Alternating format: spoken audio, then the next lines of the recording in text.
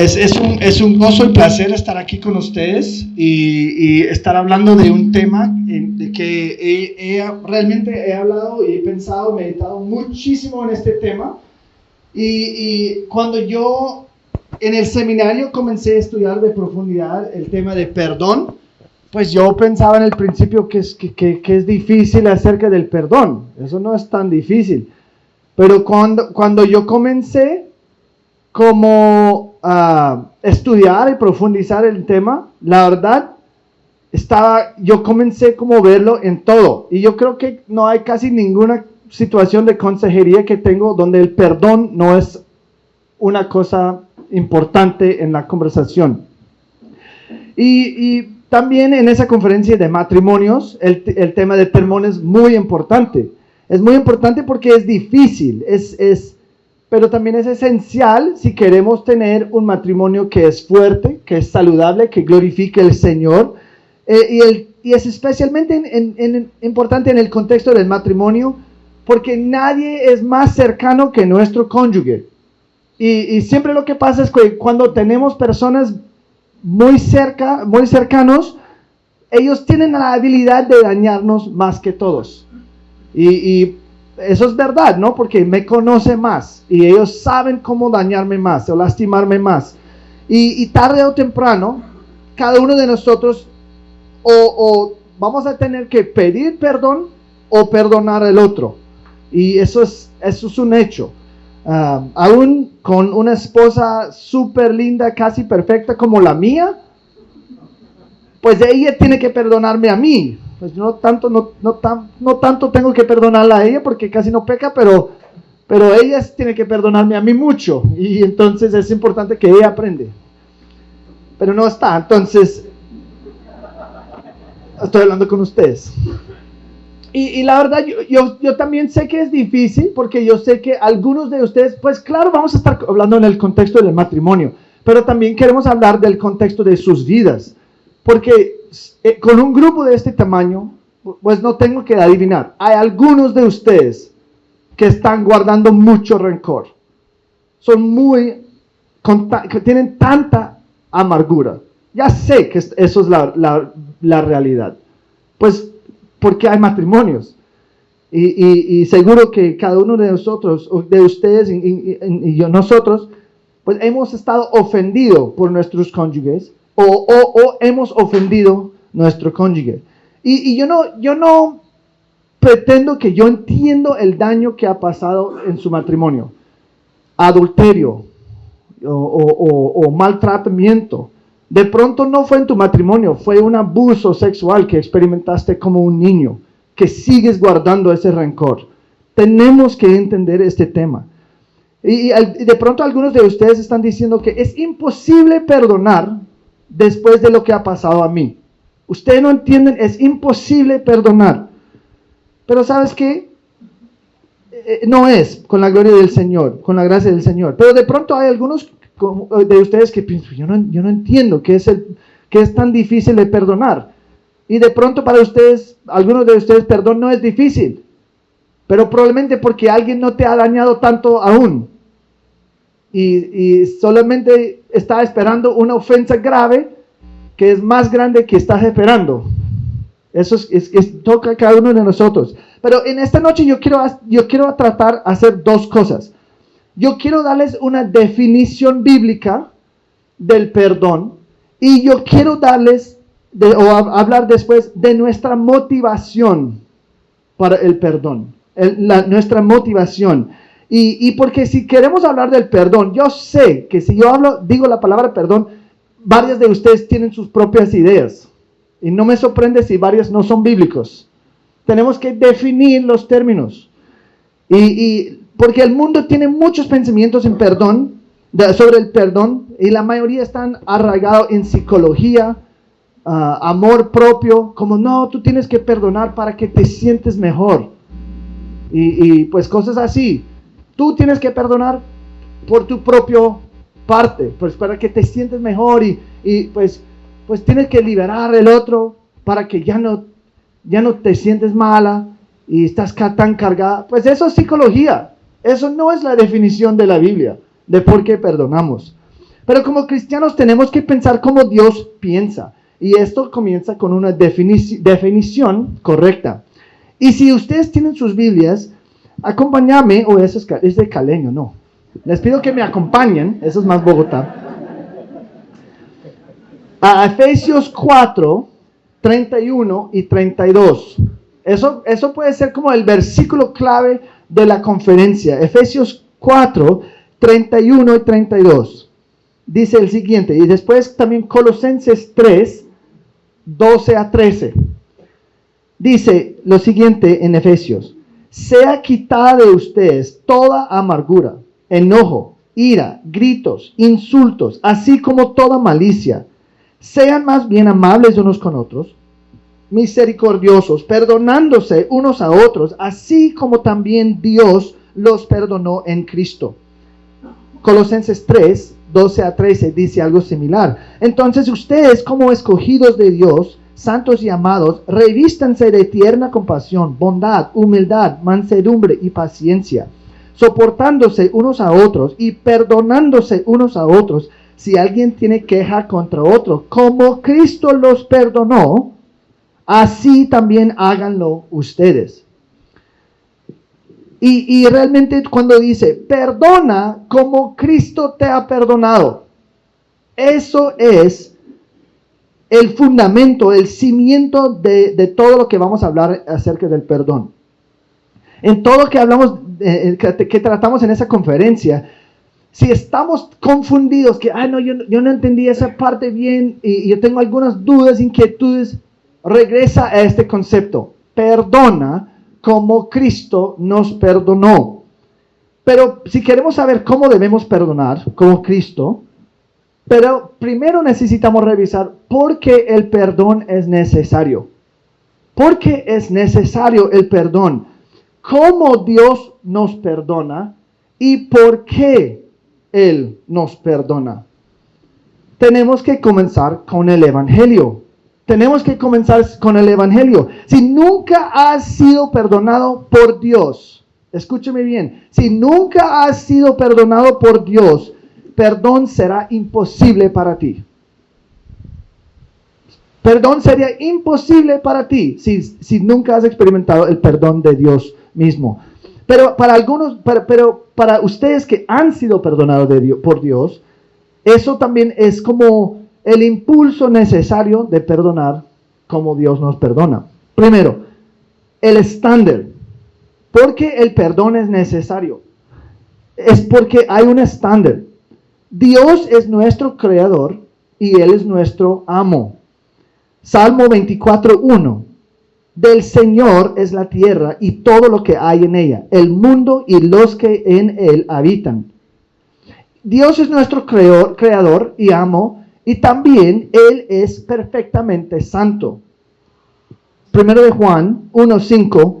Y este es el mensaje que hemos oído de Él y que os anunciamos: Dios es luz y en Él no hay tiniebla alguna. Y el problema es que Dios, siendo perfecto, exige la perfección de nosotros.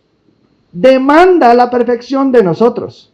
Eso es Mateo 5:48. Por tanto, sed vosotros perfectos como vuestro Padre Celestial es perfecto. ¿Tú crees que eres buena persona? Falso. Porque no existe una buena persona. Porque el requisito es la perfección. Levanta la mano si eres perfecto. Bueno, por lo menos no tenemos que hablar de eso. Pero muchas veces lo que pasa es que la gente dice que pues nadie es perfecto. Y básicamente lo que están tratando de decir con eso es porque todos fracasamos el examen, Dios baja su estándar. Pero no, Él no baja su estándar porque su estándar es sí mismo, su propia santidad. Él no puede bajar su estándar. Y eso es un problema porque el hombre ha quebrado la ley de Dios y somos enemigos de Dios. Somos enemigos de Dios porque hemos roto la ley de Dios. Romanos 3:10. No hay justo, ni aun uno, por cuanto todos pecaron y no alcanzan la gloria de Dios. Romanos 5:10. Porque si cuando éramos enemigos, dice después, Cristo murió por nosotros. Somos enemigos de Dios porque hemos pecado y no somos perfectos. Y el problema es que Dios es justo y el hombre tiene que pagar la pena eterna por romper la ley de Dios, como el castigo por su pecado. Romanos 6:23. Porque la paga del pecado es muerte, pero la dádiva de Dios es vida eterna en Cristo Jesús, Señor nuestro. Uy, no, la esposa. ¿Verdad? Ponemos en silencio. No lo hagas, hombres, normalmente, pero ese es un caso especial. Y el hombre tiene que pagar, tiene que estar castigado por su pecado, y él no puede salvar a sí mismo por sus buenas obras. Tito 3:5, Él nos salvó, no por obras de justicia que nosotros hubiéramos hecho, sino conforme a su misericordia. Isaías 64:6 dice que aún las obras que pensamos que son buenos, son trapos inmundos delante de Él. Son trapos inmundos. Tus mejores esfuerzos son sobornos para Dios. Ah, mira lo que hice. Entonces ahora tú me debes la salvación. No, eso es peor. Eso es peor. Incluso tus esfuerzos de ganar el amor de Dios por sus obras. Entonces, ¿qué es la solución? La solución de este problema grave es perdón y reconciliación. Pero mira, ustedes no van a entender perdón si ustedes no piensen que ustedes mismos necesitan el perdón. Si están allí como escondiendo detrás de una fachada de santidad, aparte de Cristo, pues no necesitas perdón. No necesitas Cristo. Pero si el estándar es lo que es, y ese es el problema, tenemos que entender, Él mandó Cristo como la solución. Cristo se hizo hombre y vino a la tierra como hombre sin pecado.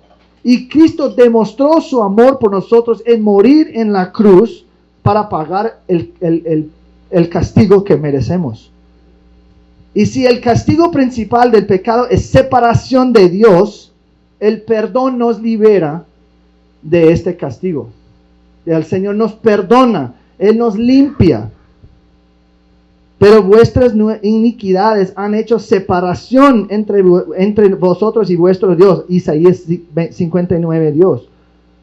Y vuestros pecados le han hecho esconder su rostro de vosotros para no escucharos. Entonces eso nos lleva a la primera parte de nuestra definición bíblica de qué es el perdón. El perdón de Dios, número 1, el perdón de Dios es misericordioso, pero no es gratis. El perdón de Dios es misericordioso, pero no es gratis. Efesios 2, 8-9. Porque por gracia ustedes han sido salvados por medio de la fe. Y esto no procede de ustedes, sino que es don de Dios. Y una de las palabras en el griego para el perdón tiene la palabra gracia como la raíz de esa palabra. Es decir, que perdón tiene que ser misericordioso y muy generoso. No es merecido, es un regalo inmerecido. Y eso es clave, vamos a ver más tarde, porque cuando alguien dice que no, esa persona no merece mi perdón. ¿Verdad? Eso es verdad. Pero no estamos diciendo que tienen que ganar el perdón. El perdón es gratis y misericordioso. Gratis para ellos, no gratis para mí. Vamos a hablar más de eso. Porque el perdón realmente es sumamente costoso. Por eso es tan difícil. El perdón es muy costoso. Para muchos de ustedes, eso es porque el perdón parece imposible. El costo es demasiado grande. Perderás la percepción de la justicia. Si perdona a esa persona, no, es que es injusto, porque ellos no van a sufrir lo que merecen por lo que han hecho a mí. Pues eso es verdad, porque el perdón sí borra la ofensa. Si no estás dispuesto a perdonar, mi pregunta para ti es esta: ¿qué es lo que temes perder? ¿Qué es lo que temes perder? ¿Qué te va a costar? ¿Tu derecho de estar enojado? ¿Dinero? ¿La venganza que tú crees que está debido? ¿Tu orgullo? O de pronto lo que temes perder en el perdón es el poder que tú tienes sobre esa otra persona. Porque seamos honestos, si yo estoy ahí manipulando y poniendo esa falta de perdón sobre mi esposo o mi esposa, eso es un poder para manipular. ¿Otra vez? ¿Recuerda la última vez que tú hiciste eso? No, pues yo no voy a hacer cualquier cosa hasta que tú ganas mi perdón. Claro, eso es un arma bien poderoso. Es pecaminoso, pero es bien poderoso. Y para algunos de ustedes les encantan ese poder. Y no quieren perdonar porque van a perder como tu trump card. Como, no sé cómo dice en español, pero cuando está jugando... ¿Cómo? ¿Comodín? Eso, vas a perder tu comodín. Cualquier pelea, ¿sabes qué? Mira, claro, es bien beneficioso. Pero mira, mi pregunta es, ¿el perdón de tu cónyuge o otra persona te va a costar más que costó Dios para perdonarte a ti? Costó Dios su propio Hijo. Costó Cristo las riquezas del cielo por un momento. Dice la palabra en 2 Corintios 8 que Él se hizo pobre para que nosotros podamos ser ricos. Él significó Jesús tomando la plena furia de la ira de Dios en contra de Él, que no hizo nada. Fue costoso el perdón de Dios cuando Él nos perdonó. Mi Dios, ¿por qué me has abandonado? Eso es lo que costó a Cristo para ganar el perdón.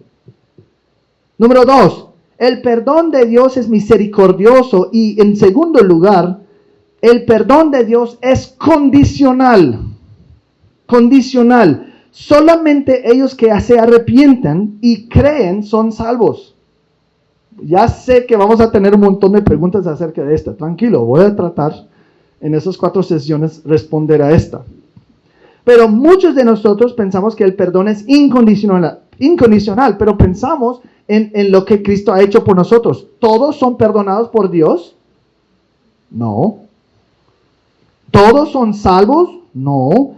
La oferta de perdón es para todos, pero como cualquier regalo tiene que estar recibido. ¿Qué son las estipulaciones de Dios para el perdón? Arrepentimiento y fe.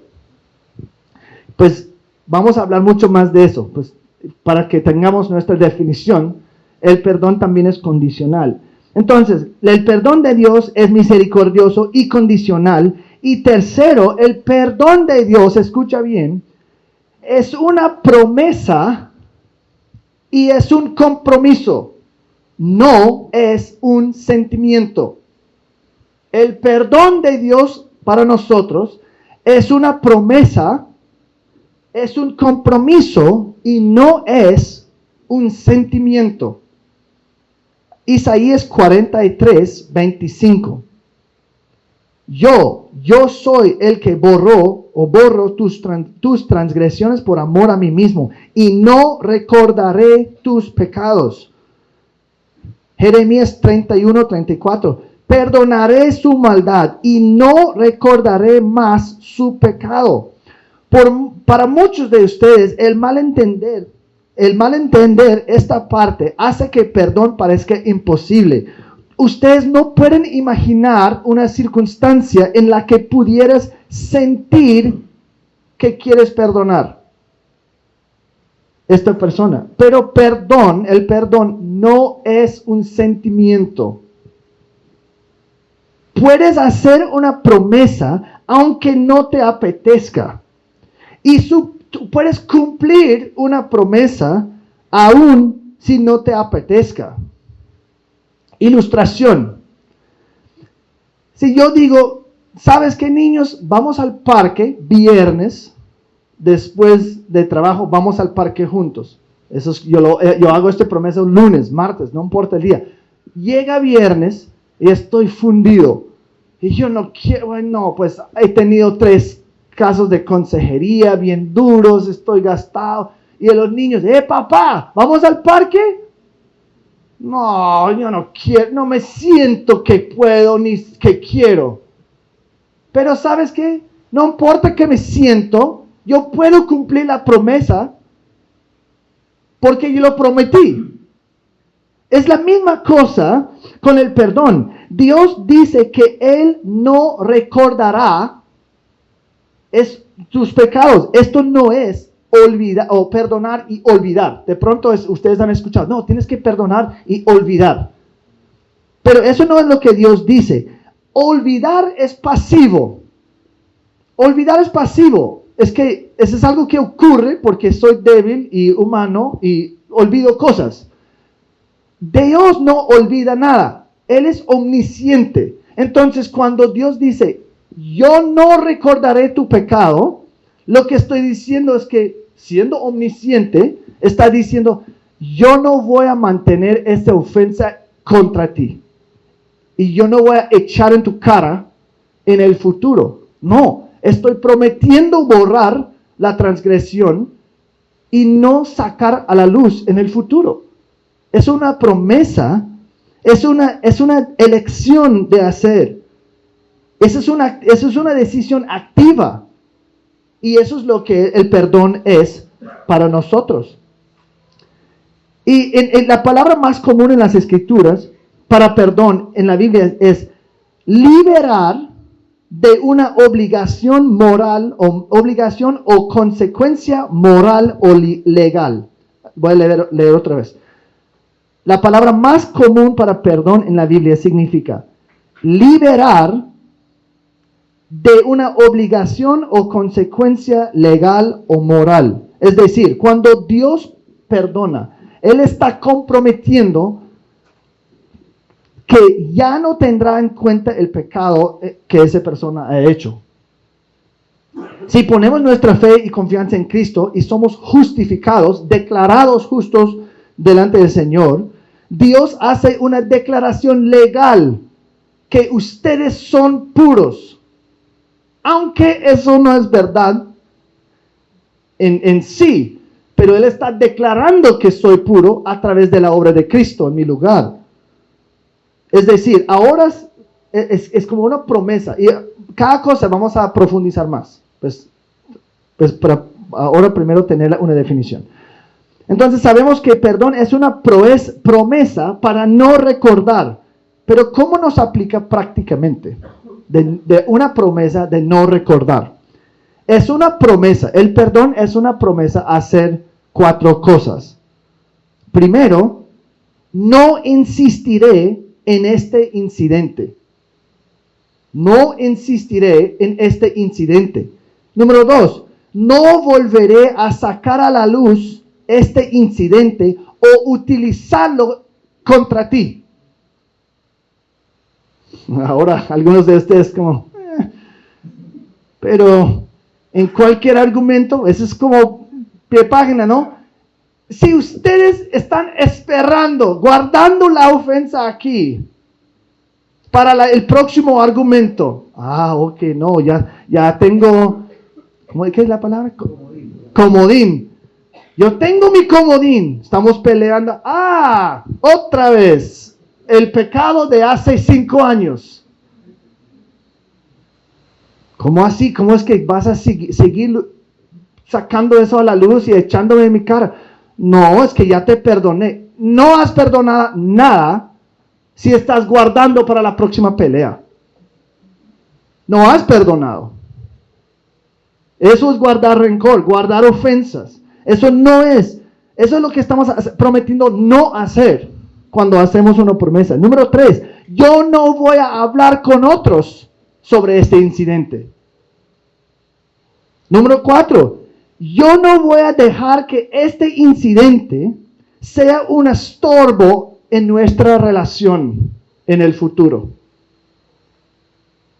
Eso es, otra vez, no insistiré en este incidente.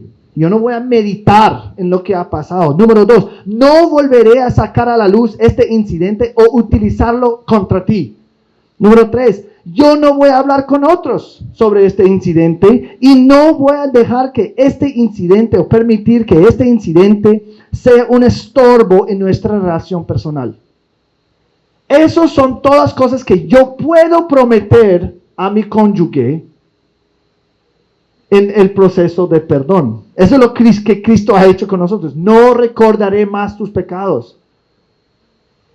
Y como un resultado de esa promesa, el perdón es una transacción entre dos o más personas.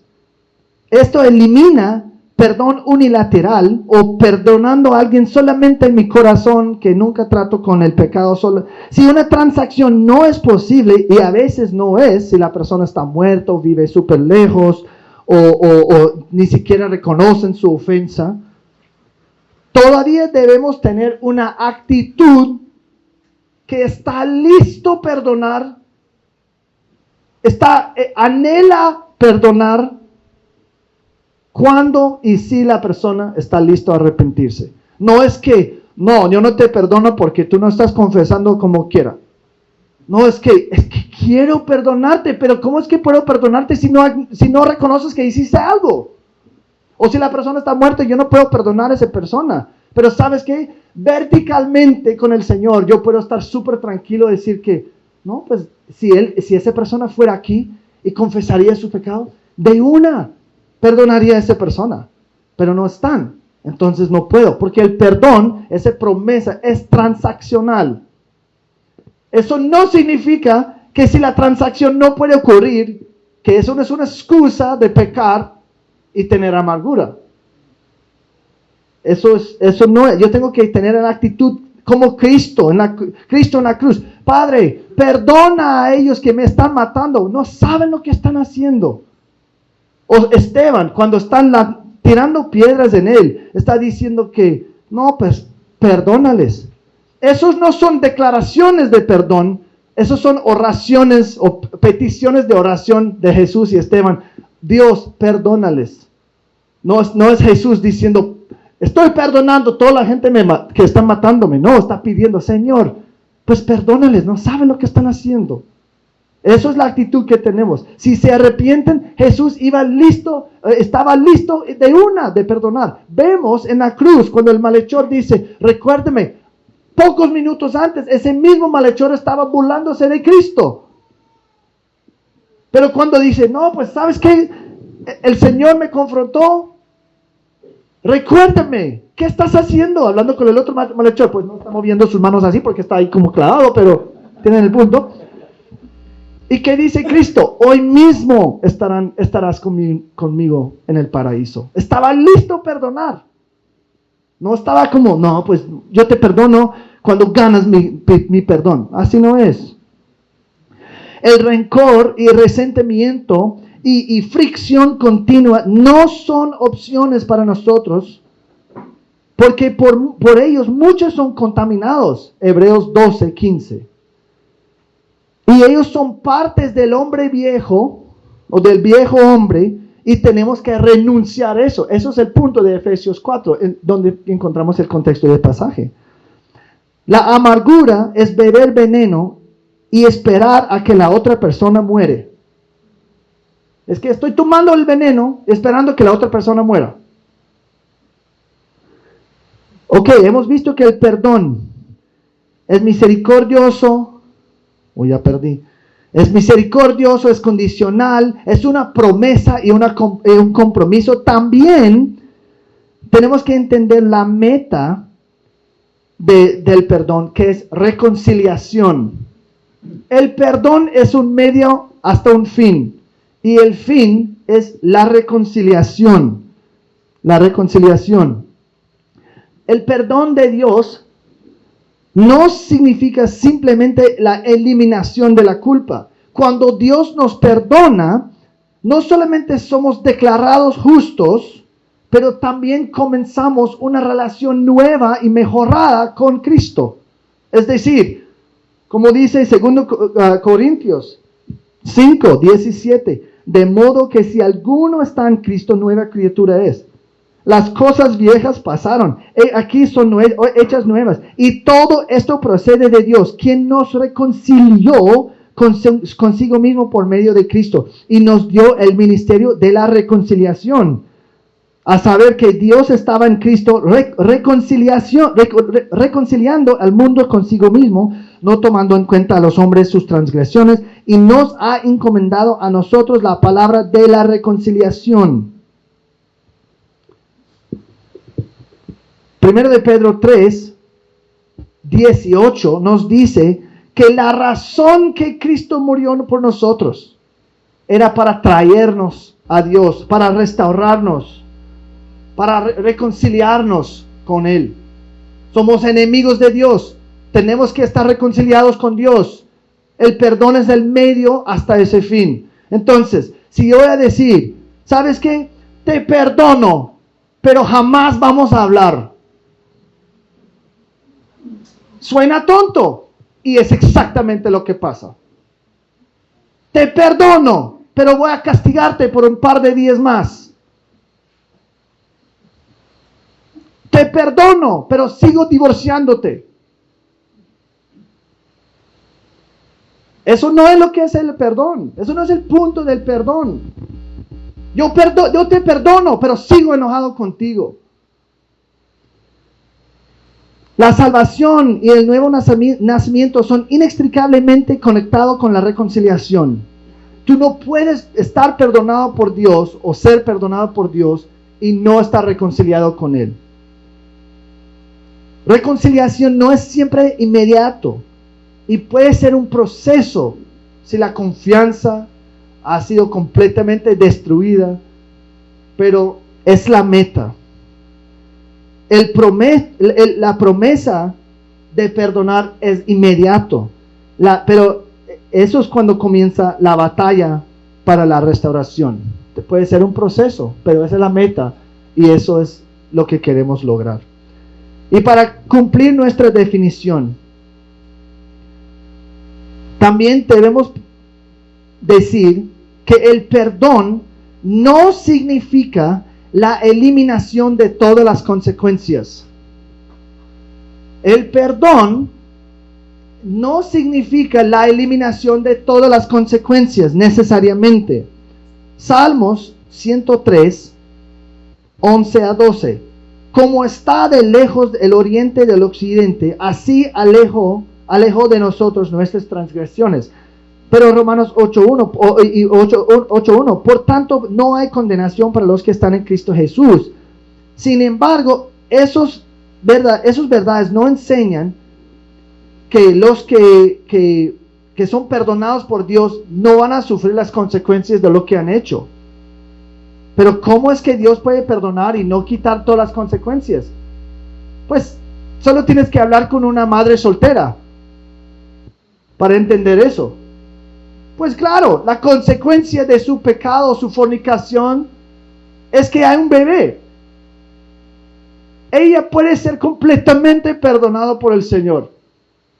¿Y eso significa que el bebé desaparece? No. El bebé sigue estando allí. Y esa señora todavía tiene las consecuencias difíciles de criar un niño sola. Eso no significa que Dios está castigándola. Eso no significa que Dios está enojado con ella. Pero Dios usa esas consecuencias a veces como disciplina, no para castigar, pero sino para su propia gloria y su gozo en el futuro. Otro ejemplo, me enojo y golpeo la pared y quebro mi nudo. Ay no, pues eso fue súper pecaminoso. Amor, perdóname, Dios, perdóname. Sí, me perdonó. Queda quebrantado mi nudo. Pues es una consecuencia.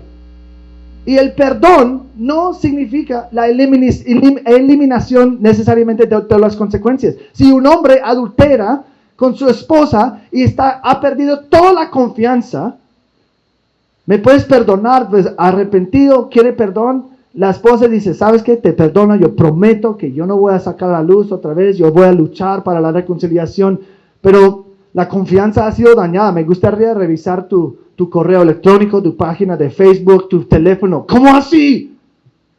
¿Cómo así que quieres hacer todo eso? Yo pensé que tú me perdonaste. No, pues tú destruiste la confianza. Y la consecuencia de eso es que, pues, no eres confiable. Y tú debes recibir las consecuencias con humildad, sabiendo que tú mereces las consecuencias. No puedes estar quejándose de que estás sufriendo las consecuencias. ¿Qué pasó con el perdón?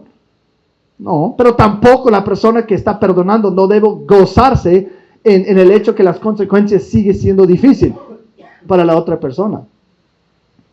Entonces, no debemos confundir disciplina y la pena.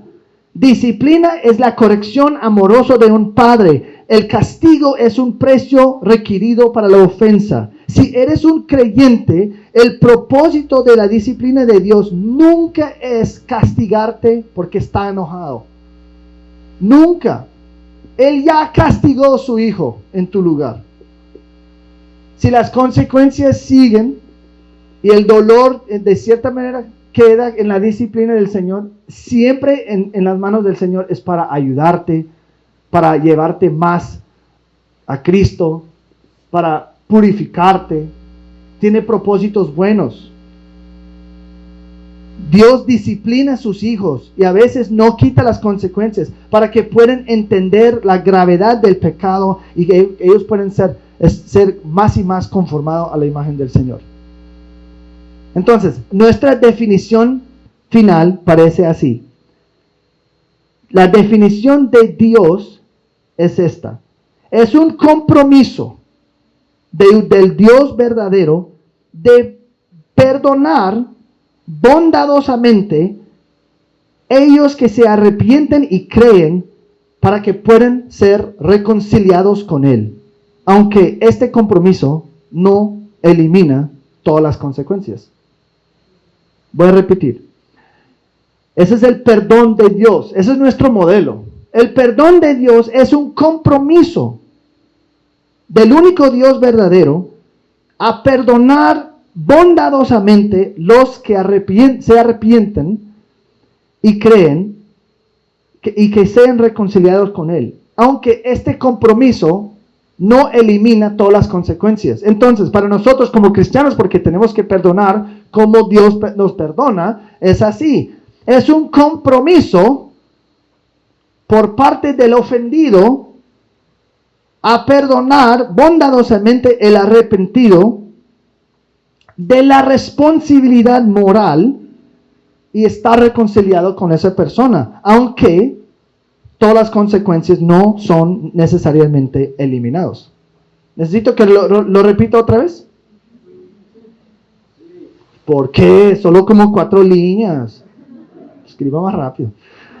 Es un compromiso por parte del ofendido, una promesa, digamos, por parte del ofendido, a perdonar bondadosamente el arrepentido de la responsabilidad moral y a ser reconciliado con esa persona. Aunque no todas las consecuencias necesariamente son eliminadas. Aplicación. Con esta definición del perdón de Dios y el mandato para nosotros perdonar así, ¿cómo están haciendo ustedes? ¿Cómo están haciendo ustedes? ¿El Señor está glorificado en la manera que tú perdonas? ¿O el nombre de Cristo está rebajado por tu amargura y resentimiento hacia tu cónyuge o otra persona? Cuando perdonas, ¿entierras realmente la ofensa nunca más para sacarla a la luz? ¿O lo guardas la ofensa para utilizar como una arma en una discusión futura? Cuando tú dices que perdonas, eso es importante. Cuando tú dices que te perdona la otra persona tiene confianza que eso es verdad. Muchas veces te perdono y el esposo, voy a escuchar de eso por los próximos 5 años. Y si eso es tu forma de perdonar, que tu esposo dice, no, pues, si yo preguntara en este momento tu esposo o tu esposa, y yo les pregunté, cuando tu cónyuge dice que te perdona, ¿tú crees que es real? ¿Cuántos de ustedes están? ¿Puedes tener una consejería privada? Mejor que no publicó. El mundo no tiene ni idea cómo perdonar. El mundo guarda ofensas y se aferra a los daños porque no conoce nada diferente. Ellos nunca han recibido el perdón verdadero de Cristo para mostrarles la gloria de estar liberado de verdad. En el mejor caso, un incrédulo puede pretender que no era tan grave. No sabes qué, no pasa nada. Pero no han lidiado con la ofensa para nada. Pero nosotros como cristianos sí podemos perdonar. Como los hijos reconciliados de Dios, nosotros entendemos, conocemos el poder del perdón de Dios. Porque hemos sido perdonados. Ya no somos separados, aislados de Dios, enemigos de Dios. Porque hemos sido reconciliados. Gloria a Dios. Y cuando enfocamos en lo que Cristo ha hecho por nosotros, estamos motivados a mostrar el mismo perdón hacia otros. Entonces, el modelo de perdón y el poder para perdonar es el Evangelio. Es el Evangelio. El modelo del perdón es Cristo mismo. Y el poder para perdonar es Cristo mismo. Si no puedes perdonar, es porque tú no entiendes el perdón de Dios. Si tú no eres amoroso, es porque no entiendes el amor de Dios. Si tú no eres paciente, es porque tú no entiendes la paciencia de Dios hacia ti. Si tú no eres generoso, es porque tú no entiendes la generosidad de Dios. Una y otra vez la Biblia habla así. Entonces, si tú no puedes perdonar, yo rehúso perdonar. Yo creo que la pregunta tiene que ser, ¿he experimentado el perdón de Dios? Y eso es lo que vamos a hablar. Vamos a hablar en profundidad mañana acerca de ese tema. Pero ahora que tenemos una definición, quiero hablar de nuestra motivación de perdonar. ¿Qué es la motivación que tenemos para perdonar? Pues yo he intentado, yo no puedo hacer. De pronto algunos están diciendo. Y la respuesta, la motivación que ustedes tienen que entender la motivación es que estoy aquí para tu gozo. Estoy aquí para tu gozo. Yo les quiero mucho como hermanos y hermanas en Cristo. Y yo quiero que ustedes estén llenos con gozo. Pero más que eso, yo quiero que el Señor sea glorificado. Yo quiero que el Señor sea glorificado. Yo quiero que Dios se hace famoso en el mundo y más específicamente en la comunidad de Gracia de Bogotá. Entonces, cuando yo vengo enseñando sobre el perdón, yo no vengo para mí mismo, sino como un ministro de la gloria de Dios y como un abogado para su bien. ¿Y por qué digo eso? ¿Por qué estoy hablando de eso? Porque algunos de ustedes no perdonan porque ustedes creen que será peor perdonar. Pero la Biblia no nos manda a hacer nada que no es para nuestro gozo, mayor gozo. Entonces, aunque en este momento te cuesta perdonar, lo que estoy diciendo es que en el otro lado de este como esfuerzo es mayor gozo. Es mayor gozo porque el Señor solamente quiere lo mejor para nosotros. Quiere darnos más vida y vida abundante. Entonces, número 1, la motivación principal y la razón que tenemos que perdonar es porque la gloria de Dios está en juego. La gloria de Dios está en juego. Si tú crees que la única persona que está afectada por tu falta de perdón es ti mismo y la otra persona afectada, estás equivocado. No es verdad, es mucho más grande. Pero para entender eso necesitamos entender algo de la gloria de Dios. Dios hace todo para su gloria, su propia gloria. Dios les creó para un propósito o por un propósito, conocerle y glorificarlo. Esa es la razón que ustedes existen, para conocer a Dios y glorificarlo. Somos hechos en la imagen del Dios, que significa que nosotros reflejamos algo de Dios a un mundo que no lo conoce. Nosotros reflejamos un poquito, en una manera no tan perfecta, al mundo quién es el Señor. Y cuando el world, es porque mis notas están en inglés, yo no sé si ustedes saben eso, qué pena. Cuando el mundo nos ve, nosotros somos como señales apuntando a nuestro Creador. Entonces, nosotros lo hacemos nuestra meta a complacer y agradar al Señor y darle gloria en todo lo que hacemos. Eso es 1 Corintios 10:31. Entonces, ya sea que coman, que beban o que hagan cualquier otra cosa, háganlo todo para la gloria de Dios. Mateo 5:16. Así brille la luz de ustedes delante de los hombres, para que vean sus buenas acciones y glorifiquen a su Padre que está en los cielos. Cuando el mundo ve la iglesia perdonando, eso apunta a Cristo. Porque eso no es normal. Eso no es normal.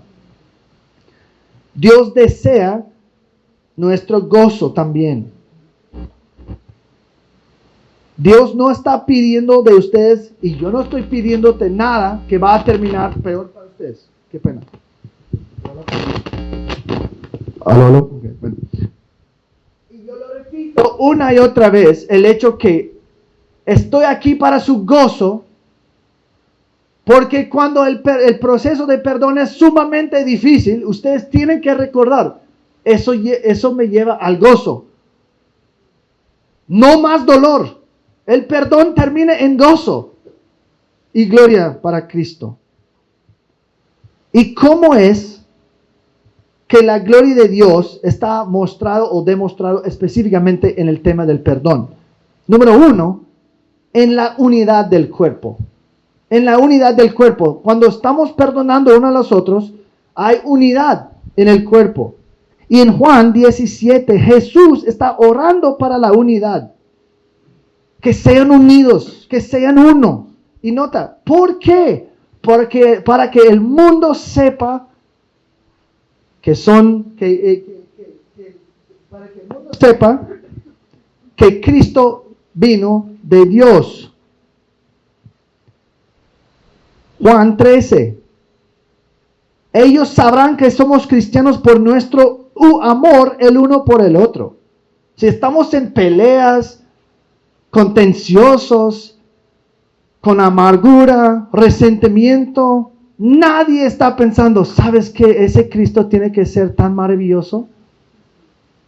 No, están diciendo, pues, ustedes actúan lo mismo que yo, y están justificando su incredulidad por cómo estamos actuando. Dios es el Dios de comunión perfecta con la Trinidad. Y nuestras relaciones con otros en la congregación y en mi propio matrimonio están diseñados a reflejar algo de la comunión de la Trinidad. Efesios 5 en particular dice que nuestra relación con nuestra cónyuge es un reflejo de verdades del Evangelio. Esposas, sométense como al Señor. Esposos, aman sus esposos, así como Cristo ama. Su matrimonio es un reflejo del Evangelio. Espero. Esa es la meta. Efesios 5:32. Grande es este misterio, pero habla con referencia a Cristo y la iglesia. Y cuando buscamos glorificar a Dios en nuestros matrimonios y nuestras relaciones, imagínense cuánta gloria de Dios está manchado cuando guardamos rencor y cuando rehusamos perdonar y amar a los demás. Y en vez de difundir la gloria y fama de Dios a un mundo moribundo y perdido, comenzamos a actuar igual como ellos cuando no perdonamos. John MacArthur ha dicho, nunca somos más como Cristo que cuando perdonamos. Yo creo que es verdad. Vemos mucho del carácter de Dios en el perdón. Y cuando perdonamos, reflejamos el carácter de Dios y Él está glorificado, porque verdadero perdón realmente no es común para nada en este mundo. Entonces, número 1, perdonamos principalmente para la gloria de Dios, pero también perdonamos para el bienestar de la otra persona, para amarles. Si pueden acompañarme a 2 Corintios 2. 2 Corintios 2. Perdonamos principalmente para la gloria de Dios, pero también para el bienestar de la otra persona. Y esa es una pregunta. ¿El perdón es principalmente para el ofendido o el ofensor? ¿El perdón es principalmente para el ofendido o el ofensor?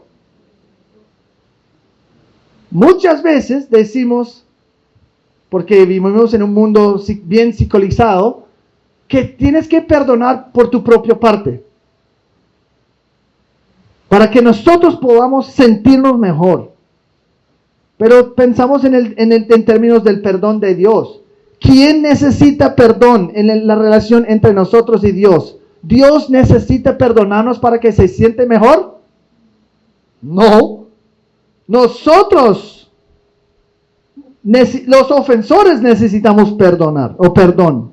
Necesitamos como ofensores estar liberados de la culpa que hemos ganado. Lo mismo es verdad para nosotros. Él es el ofensor, ha dañado la relación y necesita gracia para ser restaurado. 2 Corintios 2, versículos 7 y 8. Pablo estaba siendo atacado por alguien en la iglesia. En versículos 7, 8 dice, así que por el contrario, ustedes más bien debieran perdonarlo y consolarlo. No sea que en alguna manera el ofensor, sea abrumado por tanta tristeza, por lo cual les ruego que reafirmen su amor hacia él. En Corinto, el hermano había pecado contra Pablo y había sido expulsado de la iglesia por su pecado no arrepentido. Y Pablo, el ofendido, dice en versículo 5, pero si alguien ha causado tristeza, no me la ha causado a mí, sino hasta cierto punto, para no exagerar, a todos ustedes. Él está diciendo, mira, como el ofendido yo no guardo rencor. Estoy bien, tranquilo. Y después él ve el dolor del ofensor y busca restauración para él. Es suficiente, versículo 6, para tal persona este castigo que le fue impuesto por la mayoría.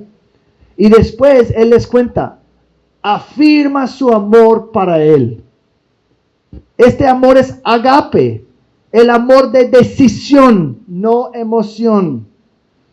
El perdón es algo que podemos ofrecer amorosamente a nuestros hermanos que han pecado en Cristo para liberarlos de su culpa, de sus errores. ¿Y qué malvados tienen que ser nuestros corazones si rehusamos para el ofensor esa restauración amorosa? También perdonamos no solamente para glorificar a Dios y actuar como Dios, y no solamente para mantener la unidad del cuerpo, y no solamente para amar a los demás, también perdonamos porque queremos ser obedientes. Queremos ser obedientes. Versículo 9 de 1 Corintios 2. Pues también con este fin les escribí, para ponerlos a prueba y ver si son obedientes en todo.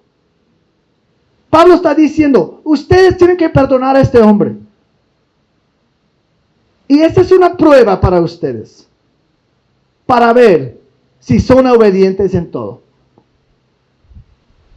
Ya hemos visto versículos como Efesios 4:32, que perdón es un mandato de Dios para un creyente.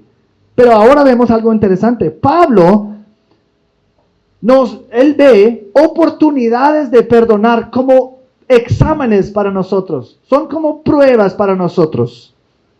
Está probando los hermanos. Tú dices que eres un cristiano, tú dices que tú has sido, tú has nacido de nuevo.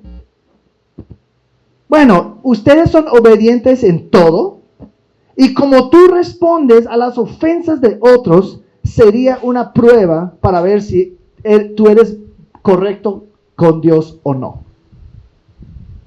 Pasarás la prueba. Y vamos a ver más tarde que un corazón que no está dispuesto a perdonar es casi un señal garantizado que alguien no es un creyente. Y por último, y hay más, pero para esta noche, perdonamos porque si no perdonamos a otros, escúcheme bien, estamos dando a Satanás un lugar en nuestra vida y nuestra relación. Segundo Corintios 2, 10 a 11. Pero a quien perdonen algo, yo también lo perdono. Porque en verdad lo que yo he perdonado, si algo he perdonado, lo hice por ustedes en presencia de Cristo. Versículo 11. Para que Satanás no tome ventaja sobre nosotros, pues no ignoramos sus planes. ¿Por qué perdonamos? Porque si no perdonamos, estamos abriéndonos a los ataques de Satanás.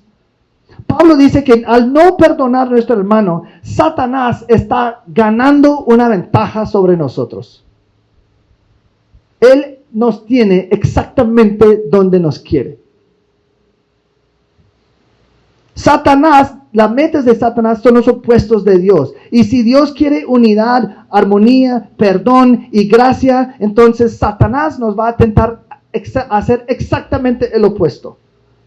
Él va a buscar producir conflictos. Él va a querer maximizar ofensas de otros. Y él va a querer minimizar la gracia. Él nos va a tentar ser amargados también.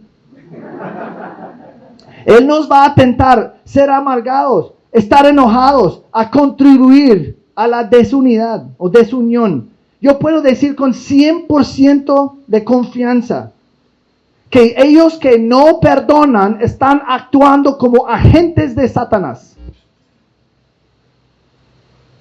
Si tú no puedes perdonar, tú eres un agente de Satanás. Porque eso es exactamente lo que Satanás quiere. Que guardes ofensas, que nunca liberes a la otra persona, que sigues causando desunión en el cuerpo, en el hogar. Eso es lo que quiere. Y nosotros no podemos participar en su juego. Pablo dice, ese es el plan de Satanás. Y si somos ignorantes de este plan, si no reconocemos, si somos ignorantes de su plan, entonces no vamos a darse cuenta cuando estamos avanzando su plan. Entonces, por eso quiero decirles, es el plan de Satanás destruir su matrimonio. ¿Cómo lo va a hacer? Que no hay perdón en su relación.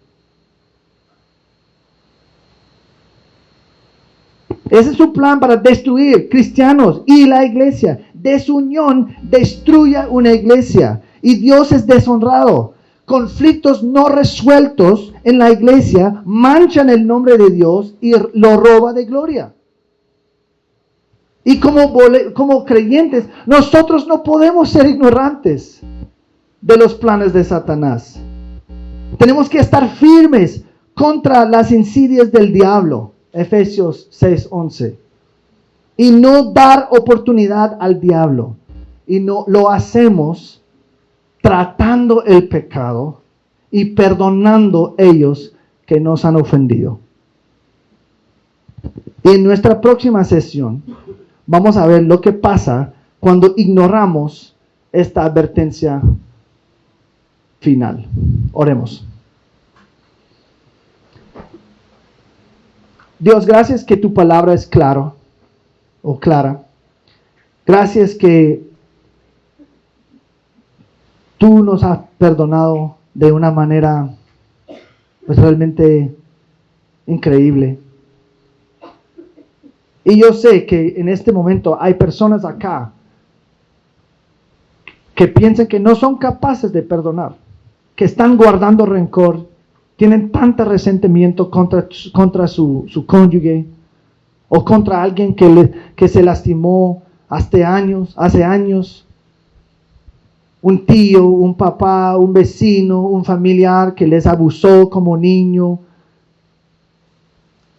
o que los maltrató, o dañó su reputación, o les estafaron, o robaron dinero, o tantas cosas. Vivimos en un mundo lleno de conflictos y pecados. Pecado contra nosotros, pero también nuestros propios pecados. Hemos sido ofendidos, pero también hemos sido ofensores. En la misma manera que necesitamos el perdón de ti, ayúdanos, Dios, descansar en ese perdón, esa restauración, y que podamos utilizar ese perdón que hemos recibido para perdonar otros.